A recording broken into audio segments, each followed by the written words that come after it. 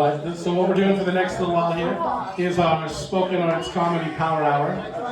So we're not allowed to have music right now. So we have a microphone and we have our voices. And if anybody out there wants to get brave and come up on stage and, say a poem or tell a joke or share a story with us, affirmations, whatever you feel like, you're more than welcome to get up here. But to kick it off, we're going to get Eldon to come up. And he'll kind of show you what to do here. Thank you, Monty. Thank you, RMU. Thanks, everybody, for being out. I've been kind of playing with this idea. I feel like I kind of look like a lesbian, but I can also grow hair on every part of my body. Maybe not the soles of my feet or the palms of my hand, but everywhere. And I'll be honest, I was growing a little peach fuzz when I was in the 6th grade, when I was only 11 years old. And I've never been so insecure about my body before. Before it was just we're just playing in the sand and scratching your ass or something and asking your friend to taste this dingleberry, and it's nah, I'm good. I got plenty of those at home. My dad feeds me things. And I was insecure. My friends they were proud to be growing their 3 straggly pubes. And I remember we did a little bike ride to the river, and my buddy, he's like, "Oh, check this out," shows us his 3 straggly pubes. My other buddy's like, "Oh my god, that's crazy." And I'm just sitting there. You think that's something? Dropped trout, was full bush before I was even in my teenage years, so it sucked. And it was pretty, it's something that I've been insecure about for a long time. When I was going through high school and even a little bit in university, just having body hair all over was kind of a drag. You go to the pool, you go outside, people are, playing soccer, shirts versus skins. I always wished that I was wearing a shirt because I didn't want to show everybody, how hairy this guy can be. And fortunately, my mother knew how to wax. So I asked my mom one day, "Hey Mom, do you mind giving me a full body torso?" Well, not full body. Don't really know. Just torso, just full torso. Nothing below the hips, please, Mom. And she happily obliged. I could swear when I sat or lied down on the massage table, I could hear her just licking her chops, "I'm gonna fucking get you, bro. This shit is done, you little bastard." And I was just, I'm like, okay, here we go. The wax felt nice. I'm sure the ladies, maybe have experience waxing your legs or something. It feels kind of nice. It's a little hot. And then you fucking rip that shit off. And it's like, oh, that hurt. That hurt a lot.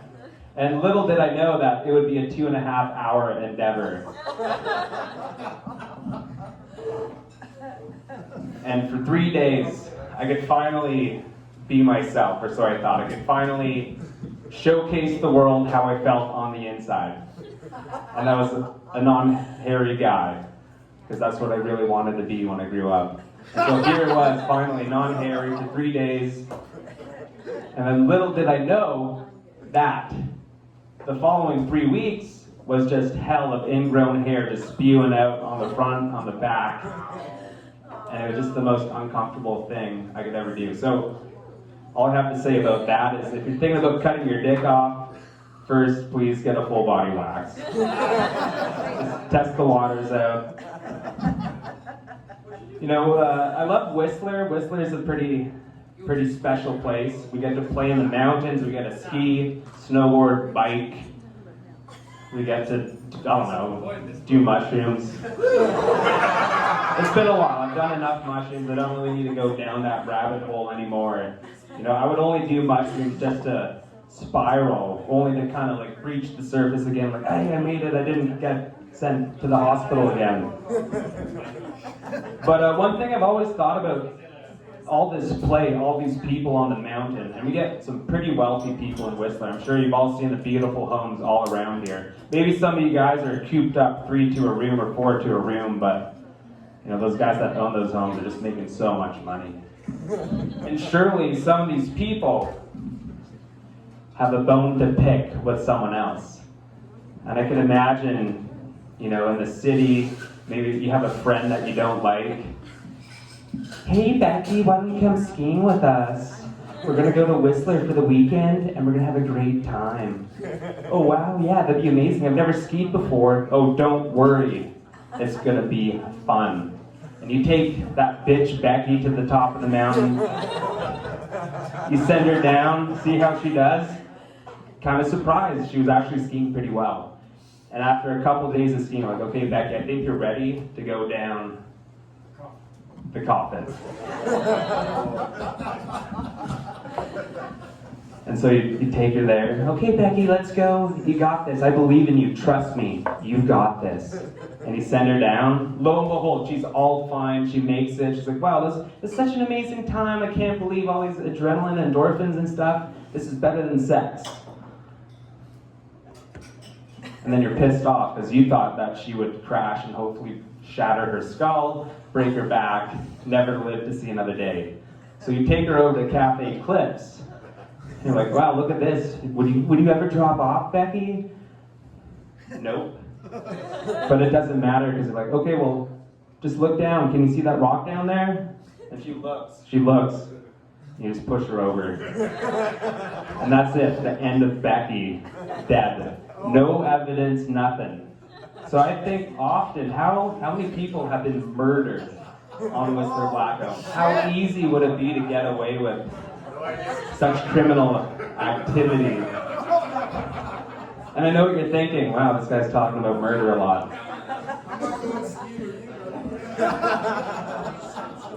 But it's true, it'd be that easy. Another thing I love about Whistler, not that I've like murdered people, I'll put that on the record. Just murder my torso. Is just the different faces, the different kinds of people we see out there. And thank you for the poster, Ashley.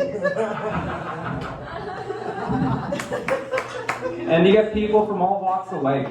We got people living in the vans, and of course living in these $20 million mansions at the top of Caden Woods, Brio. But one thing that I don't think these people, you know, living in such beautiful mansions understand is just like how beautiful of a place Whistler is to live. To breathe this air, to drink this water, to spend time with people from around the world. And to be honest, I feel like, you know, this is the place where you could see Sasquatch. You know, I have this friend, she was saying, oh my God, like I was walking through the village and I saw Sasquatch. And I was so scared, I didn't know what he was gonna do. And he walked up to me and he's like, hey, how can I serve you there? And she was so terrified that she took that home. She was having nightmares about it. But meanwhile, that guy, it's my buddy Dan. And Dan's just a stoner. You know, he says hi to everybody. He's all about the bongs. He's all about ripping it. You know, I remember talking to my buddy Dan once, and he's like, yo man, you should come see my bong. It's so big, it's so girthy. I could really haul out of this thing. I'm like, Dan, how many bong totes does it take to realize that you're gay? He's like, no, it's not like that, man. I love my bong, but I don't suck on it, I just haul from it. And could you imagine what a blowjob is like from someone that is like a professional bong inhaler? Just people like, oh my God, that's the fastest I've ever come in my life. It's the secret skill. I think that's what the porn stars do to train.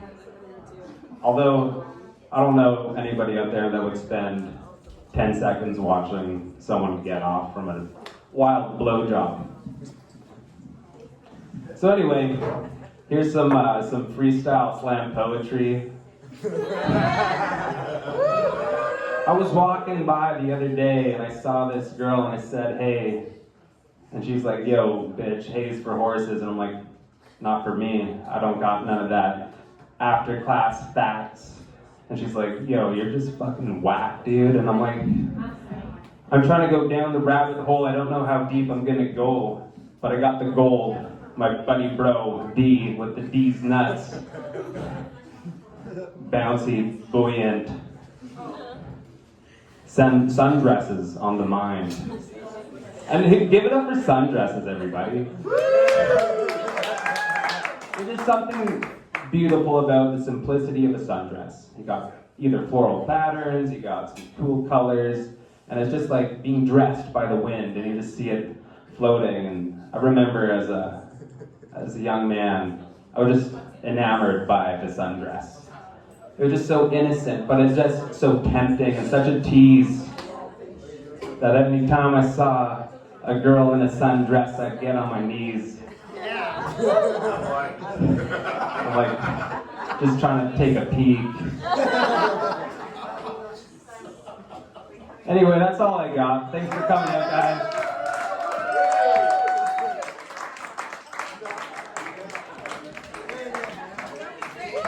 All right, that's Eldon, everybody. Annalise, would you like to come up?